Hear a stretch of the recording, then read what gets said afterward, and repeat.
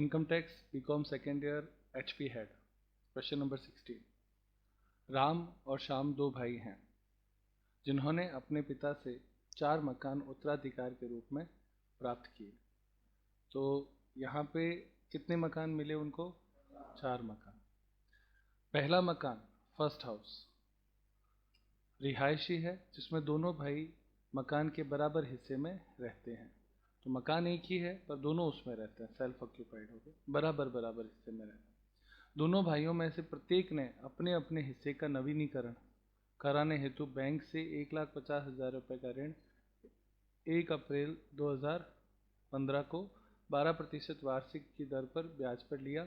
मकान का नगर पालिका मूल्यांकन 1 लाख रुपए है। तो जब नवीनीकरण शब्द आया इसका मतलब कैपिटल इंटरेस्ट तो नहीं है, केवल रेवेन्यू इंटरेस्ट हो जाएगा। और कैलकुलेट करना है रेवेन्यू इंटरेस्ट पे लोन इसका चुकाया नहीं है अब तक, तो केवल रेवेन्यू इंटरेस्ट तो 1 साल का निकलता है तो वो हो जाएगा। केवल कौन सा इंटरेस्ट होगा? रेवेन्यू इंटरेस्ट, यानी 19-20 का। उसके बाद दूसरा मकान को दूसरे मकान को 10,000 रुपये मासिक किराए पर एक बैंक को दिया हुआ है। तो मंथली रेंट जो है वो कितना है? 10,000 रुपये मासिक बैंक को दिया है। अब वो बैंक को दे चाहे किसी को दे उससे कोई फर्क नहीं पड़ता। दोनों भाइयों ने इस मकान का नगर पालिका कर 10% से 11,000 रुपये चुकाया।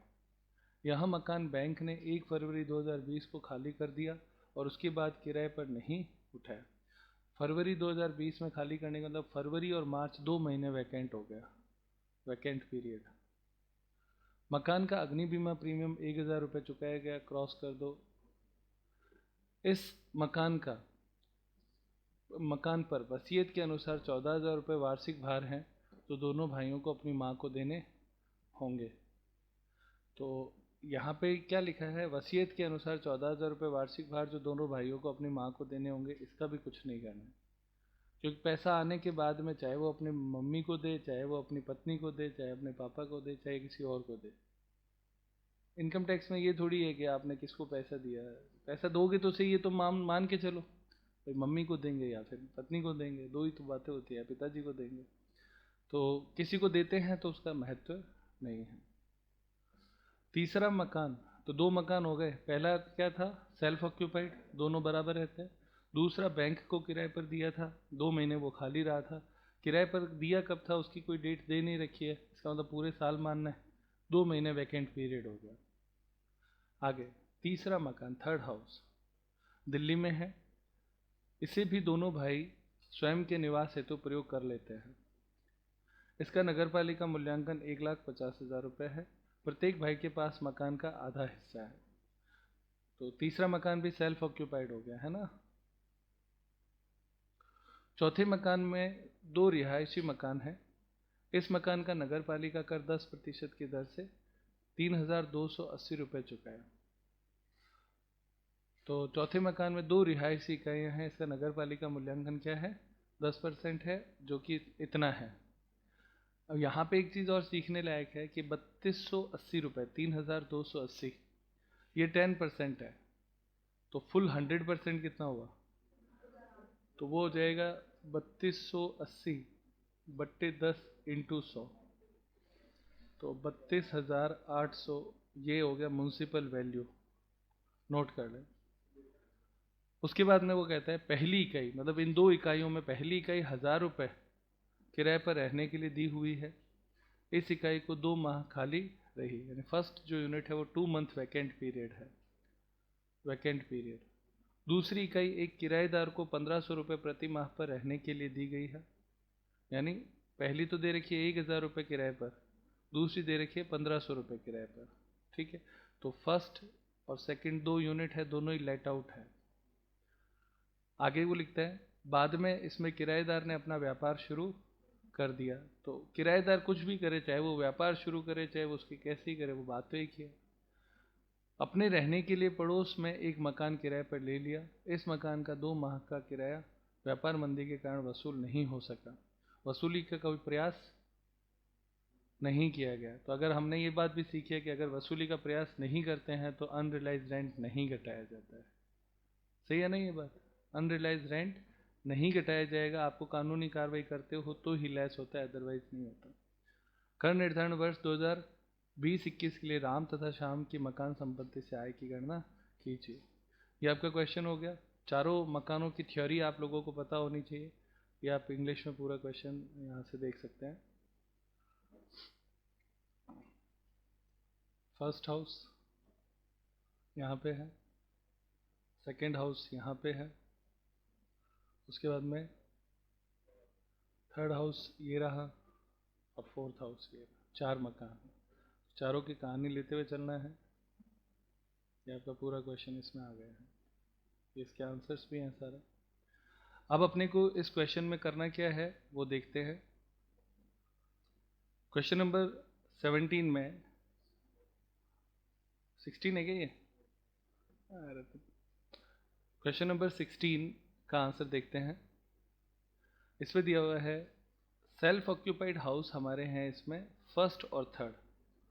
तो यदि 2 मकान सेल्फ ऑक्यूपाइड हो तो उसका दोनों का मिलाकर NAV नील ही होता है। तो सबसे पहले अपने इसमें लिखेंगे NAV, net annual value of both house.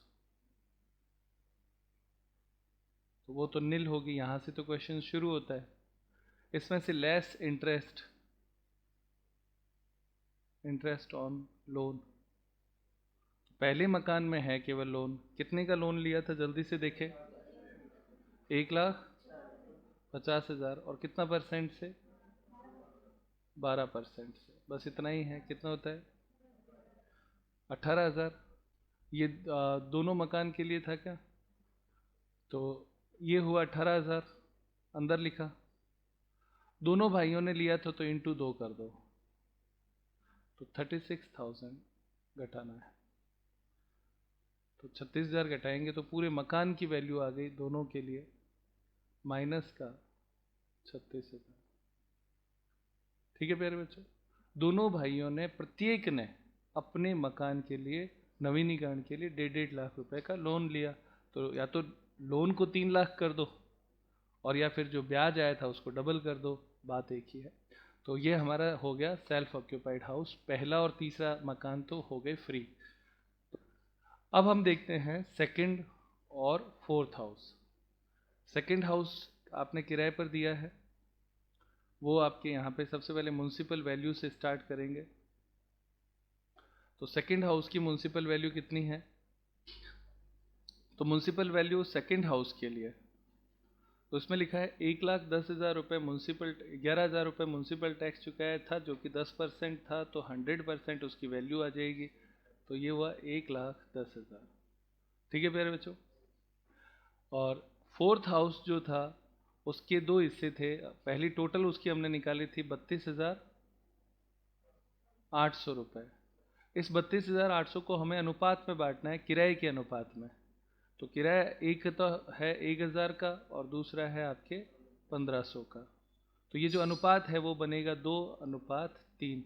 इस 2:3 में इस 32,000 को बांटे, संख्या बताएं कितनी आएगी?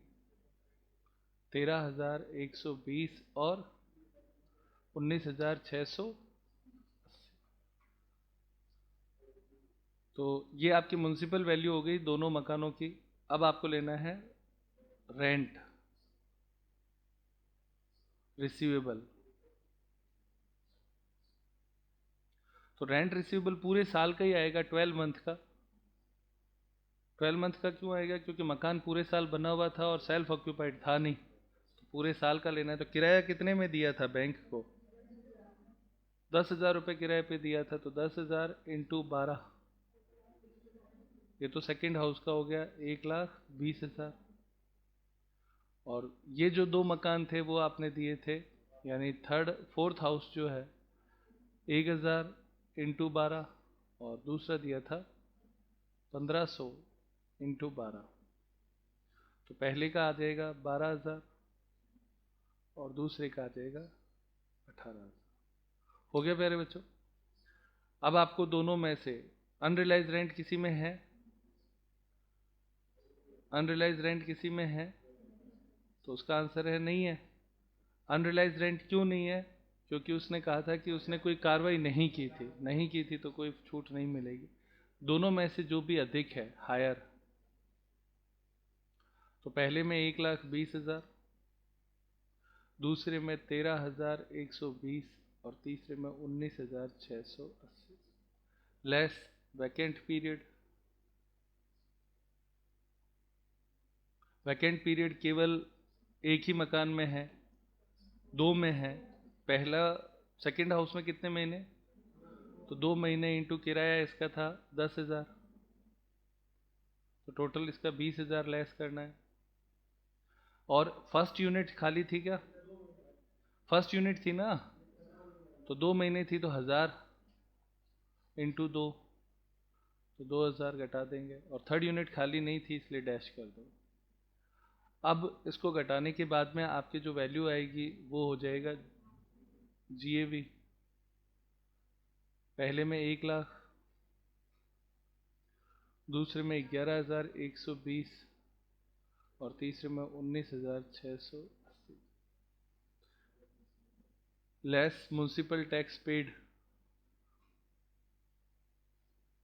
तो कितना पर हो चुका है इसने? पहले में 10%, तो वो 11,000, और दूसरे में परसेंटेज दिया हुआ है उसका भी परसेंटेज। अच्छा, 10% है ना, तो 10% लिखो उसका भी। ये 10%, 10% ऑफ म्युनिसिपल वैल्यू ले लो सबका, तो सही सही आ जाएगा। तो जैसे 1,10,000 आपके 10,000 है, तो उसका 10% कितना हो गया? 11,000। 13,120 है तो उसका 10% हो गया 1,312, और 19,680 का 10% 1,968। सही है ना? अब इसको भी घटा दें, म्युनिसिपल टैक्स पेड 10% घटाया, तो घटाने के बाद में NAV आ जाएगा। तो NAV पहले का आएगा 89,000, दूसरे का आ जाएगा 9,808, और तीसरे का आ जाएगा 17,712। ये आपका NAV आ गया। NAV आने के बाद में less SD, standard deduction @ 30% of आपके NAV। कैलकुलेट करके जल्दी से बताएं। पहला 26,000, 26,700 और 2,942, 2,942 और 5,314, 5,314। अब आपको इसको लेस कर देते हैं, तो लेस करने पर पहले का टैक्सेबल 62,300, लोन तो है ही नहीं किसी में। दूसरा 6,866, और उसके बाद में 12,398, 398, 12,398। अब चूंकि इसमें इंटरेस्ट है नहीं, अगर हो तो घटा देते, लेकिन इंटरेस्ट नहीं है तो ये टैक्सेबल अमाउंट इसकी आ गई। आंसर आपके सारे मैच हो गए क्या? चेक करो, ये सारी चीज़ें आ गई। इसमें अब हमें इसमें क्या करना है कि दोनों भाइयों की अलग अलग इनकम भी बांटने के लिए प्रश्न में कहा है, वो अपने आंसर में भी दिया है। तो दोनों भाइयों की इनकम बताओ। तो उसके लिए हमें क्या करना है, चारों मकान जो थे उनको बराबर बराबर आपस में इनमें बांट देंगे, राम और श्याम में। तो एक छोटी सी टेबल और बन जाएगी। अब अपने को क्या करना है, इन दो पूरे चारों मकानों की इनकम को बांटना है दोनों भाइयों में। तो पहले और तीसरे मकान की इनकम सेल्फ ऑक्यूपाइड था, वो टोटल थी 36,000 माइनस का। तो इस 36,000 को जब दोनों में बराबर बांटा तो 18,000 माइनस का और 18,000 माइनस का, बांटना बराबर ही है। उसके बाद में सेकंड हाउस की इनकम हमारे आई 62,300, ये प्लस का है, इसको भी बराबर बराबर बांटेंगे। 31,150 और इधर भी 31,150, 31,150 दोनों में आ जाएगा। और फोर्थ हाउस की इनकम लेनी है। फोर्थ में फर्स्ट यूनिट और सेकंड यूनिट। तो फर्स्ट यूनिट की टोटल अमाउंट कितनी है 6,866 और दूसरे की है 12,398। दोनों को बराबर बराबर बांट दो। पहले की आ जाएगी 433, तो दूसरे की भी यही आएगी 3,433। उसके बाद में इसकी डिवीजन करेंगे 6,199 और इधर भी 6,199। अब आप लोगों के सारे डिवीज़न हो गए, तो माइनस वाली संख्या ये जो यहाँ पे दे रखी है ये घट जाएगी, बाकी प्लस की हैं वो जुड़ जाएगी। फाइनल आंसर इसका आएगा पहले का, पहले का, पहले का, पहले का। टोटल में आंसर कितना आता है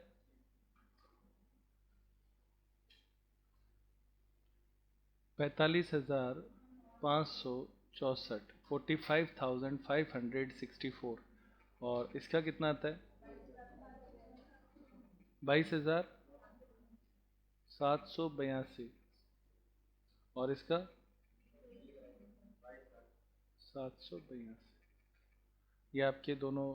अब सारे आंसर आ गए बच्चों जो दिए हुए थे। तो हमने इसमें प्रश्न में कहा था कि डिवीजन भी कर देना, हमने डिवीजन भी कर दिया, ये इतना ही सवाल है। ठीक है प्यारे बच्चों।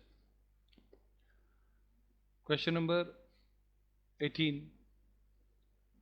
श्री रमेश भोजक 2 आवासीय मकानों के स्वामी हैं।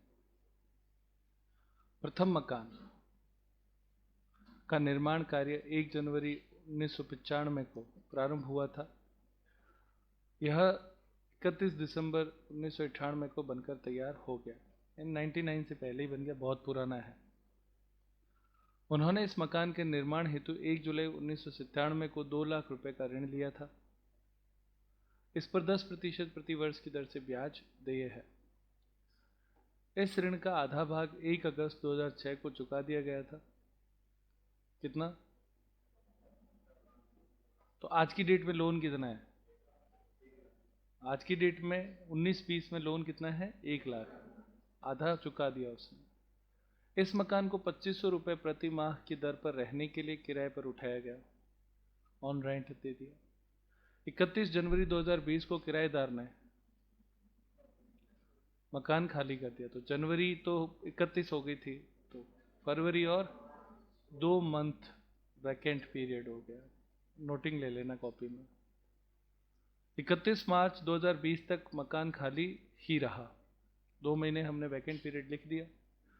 किराएदार से दिसंबर 2019 और जनवरी 2020 का किराया, तो दिसंबर 2019 भी इसी साल में आता है और जनवरी 2020 भी इसी में आता है, वसूल नहीं हो सका। तो ये हो गया 2 महीने का अनरियलाइज्ड रेंट, ये भी नोटिंग में ले लो। इस मकान के संबंधित व्ययों का विवरण निम्न है। तो खर्चे इस प्रकार से हैं। ये इंग्लिश में सारा क्वेश्चन यहाँ तक आ जाएगा। रमेश भोजक is owner of 2 residential houses. The construction of the first house started on, ये सारी डिटेल आप देख लें। अब उसके बाद में आगे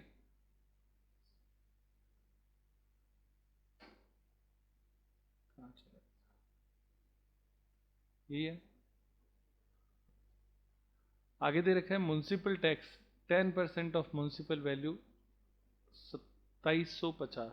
तो 2750 बट्टे 10 इंटू 100 करेंगे, कितना 27,500। ये MV हो गया, म्युनिसिपल वैल्यू।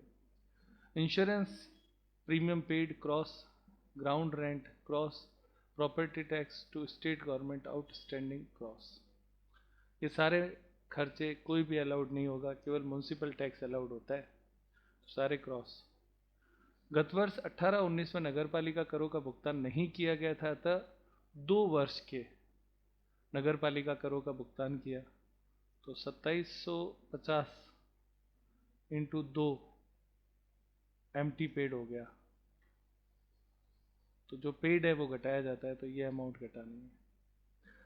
हो गया पहला पॉइंट, पहला मकान कंप्लीट। म्यूनसिपल टैक्स पूरा घटाना है 2 महीने का, क्योंकि इसमें नियम ये है कि जितना चुकाते हैं तो 2 महीने 2 साल का चुका है तो 2 साल का पूरा लेस हो जाएगा। दूसरे मकान का प्रयोग स्वयं के रहने के लिए किया जाता है। इस मकान का निर्माण 1 मार्च 2017 को प्रारंभ हुआ। तो स्वयं के रहने का मकान है, निर्माण है और 17 को प्रारंभ हुआ, तो 31 दिसंबर 2019 को बनकर तैयार हो गया। तो बना दिसंबर 2019 में है। इसका मतलब जनवरी, फरवरी और मार्च केवल 3 महीने ही मकान था, 9 महीने तो मकान था ही नहीं। इस मकान के निर्माण हेतु 60,000 रुपये का ऋण 1 अप्रैल 2019 को लिया था, 2018 को लिया था, जिस पर 12% प्रतिवर्ष की दर से ब्याज देय है। तो लोन, डेट ऑफ लोन ये होगी। आप देखो मकान 17 में शुरू हुआ, लोन 18 में लिया, तो हमें तो डेट ऑफ लोन लेनी होती है ना, डेट ऑफ लोन। और मकान बना कब है? 31 दिसंबर 2019, ये डेट ऑफ कंस्ट्रक्शन DOC। और इससे जस्ट पहले का 31 मार्च 2019। तो इसमें आपके कैपिटल इंटरेस्ट होगा और रिवेन्यू इंटरेस्ट होगा, दोनों इंटरेस्ट लिए जाएंगे। आगे अब 31 मार्च 2020 तक का ब्याज मूलधन की राशि का भुगतान नहीं किया गया था। तो ब्याज का और मूलधन दोनों ही वो कहता है कि चुकाया नहीं गया था, तो उससे हमें कोई फर्क नहीं पड़ता, ब्याज घटाते ही है। इस मकान का नगर पालिका मूल्यांकन 40,000 रुपये है। इस मकान के संबंध में भुगतान किए गए व्ययों का विवरण इस प्रकार से। तो ये म्यूनसिपल वैल्यू दे रखी है। नगर पालिका कर 3 माह के लिए, तो ये माइनस करना है म्यूनसिपल टैक्स। होता है क्या? सेल्फ ऑक्यूपाइड हाउस होता है तो NAV नील माइनस इंटरेस्ट, इतना ही होता है। बीमा प्रीमियम, इसको भी क्रॉस कर दो, ये भी क्रॉस हो जाएगा। कर निर्धारण वर्ष 2020-21 के लिए श्री रमेश भोजक की मकान संपत्ति से कर योग्य ज्ञात कीजिए। इतना ही तो है क्वेश्चन। तो ठीक है प्यारे बच्चों, अब इस क्वेश्चन को एक बार आप वापस पीछे से देख लें, रीड कर लें, फिर स्टार्ट करते हैं। तो प्यारे बच्चों, इस क्वेश्चन में सबसे पहले हम इंटरेस्ट कैलकुलेशन कर लेते हैं, सेल्फ ऑक्यूपाइड हाउस और उसकी दोनों की। तो इंटरेस्ट कैलकुलेशन, फर्स्ट हाउस है लेट आउट। तो उसका इंटरेस्ट कितने का लोन था? 1 लाख का लोन है, उसके केवल रेवेन्यू इंटरेस्ट लेना है। कितना परसेंट है? 10% है या 12% है? 10% है, तो 10,000 रुपये ये हो गया फर्स्ट हाउस का इंटरेस्ट। ये वर्किंग नोट है, पर मैं पहले इसलिए ले रहा हूँ ताकि आपको मेन चीज़ सिखा दूँ, बाकी चीज़ें तो इजी चलती रहेंगी। वर्किंग नोट फर्स्ट हाउस का। इसी तरह से working note second, interest calculation, तो उसमें कैपिटल इंटरेस्ट और कैपिटल इंटरेस्ट में DOL, date of loan 1/4/2018, date of construction 31/12/2019। तो 31 मार्च जस्ट पहले का जो लेना होता है, किससे जस्ट पहले का? जिस दिन कंस्ट्रक्शन हुआ उससे जस्ट पहले, तो वो 31/3/2019 ही होगा, क्योंकि दिसंबर में बना था तो उससे पहले। इन दोनों का गैप 12 मंथ, तो 12 महीने का ब्याज लेना है। तो कैपिटल इंटरेस्ट आएगा, लोन कितने का है? 60,000, 12% इंटू 12 महीने का लेना है, तो 12/12 लिख दो या 1 ईयर लिख दो, एक ही बात है, इंटू 1/5, 1440। उसके बाद में रेवेन्यू इंटरेस्ट, तो लोन चूंकि उसने चुकाया नहीं है, तो 19-20 का लोन क्या होगा ये बताना होता है। रेवेन्यू इंटरेस्ट यही होता है। तो 60,000 इंटू 12%, लोन चुकाया नहीं तो पूरे साल का आएगा। कितना आता है? 7,200 टोटल 640, दोनों इंटरेस्ट आ गए। बस इस सवाल में मेन वर्किंग तो यही था। अब सॉल्यूशन करते हैं इसका। तो फर्स्ट हाउस सेल्फ ऑक्यूपाइड है, उसमें आप सॉल्व करने के लिए, हाँ सेकंड हाउस सेल्फ ऑक्यूपाइड है तो उसको ले लेते हैं पहले और इसको सेकंड बना देते हैं। हो गया। अभी सेकंड हाउस सेल्फ ऑक्यूपाइड है, सेल्फ ऑक्यूपाइड हाउस का NAV नील, ये तो पहला काम। लेस इंटरेस्ट वो हमने वर्किंग नोट में लिया हुआ है, तो वो कितना है 8640, घटाने पर माइनस का 8640। आंसर दिया हुआ है बच्चों, कितना दे रखा है 8640। ये आपके सेकंड हाउस की इनकम आ गई है ना। अब ये सेल्फ ऑक्यूपाइड था, अब अपने फर्स्ट हाउस लेना है, वो लेट आउट है। तो लेट आउट हाउस के लिए कैलकुलेट करने के लिए टेबल बना लेते हैं। सबसे पहले इसमें सेकंड हाउस, फर्स्ट हाउस जो अपना है लेट आउट, उसमें लिखेंगे म्यूनसिपल वैल्यू 2750/10 × 100, तो कितना हो जाएगा 27,500। ये आपका म्यूनसिपल वैल्यू हो गया। फिर लिखना है रेंट रिसीवेबल, तो मकान कब का बना हुआ है, ये पूरे साल का ही बना हुआ है ना। तो टोटल कितना होता है, किराए पर कितने पे दिया था इसे 2500, 2500 × 12 कर दो, कितना होता है, अंदर की तरफ लिख लेना, लेस अनरियलाइज्ड रेंट,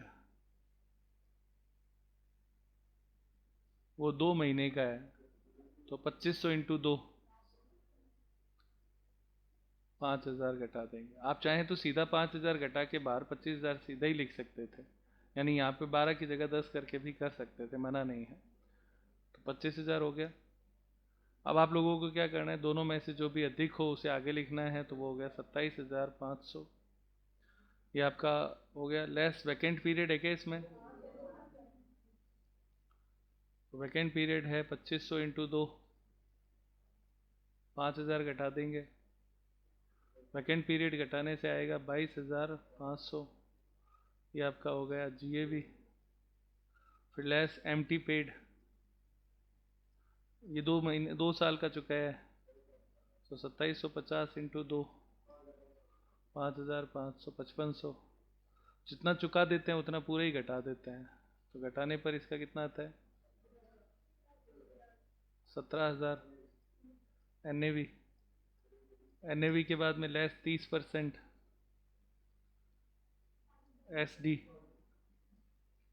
कितना हुआ 5100, और लेस इंटरेस्ट वर्किंग नोट में हमने लिया हुआ है ना, तो इसलिए वो पहले इसीलिए लिया था ताकि सीधा लिख सकें। कितना था 10,000, घटा दो, प्लस का 1900 रुपये, ये आ गया टैक्सेबल। तो इसको अंडरलाइन कर दो। ऊपर की इनकम माइनस की थी, ये प्लस की है, तो टोटल इनकम, टोटल में माइनस का कितना था, हाँ बेटा 8640 फर्स्ट हाउस का, और ये प्लस में 1900 आया, तो फाइनल आंसर टोटल 6740, ये आपके आंसर आ जाएगा। माइनस का लॉस है। क्लियर प्यार बच्चों, बस ये इतना ही है। आज के हमने 2 क्वेश्चन किए, और क्वेश्चन नंबर 19 HW में आप करेंगे जो नेक्स्ट है।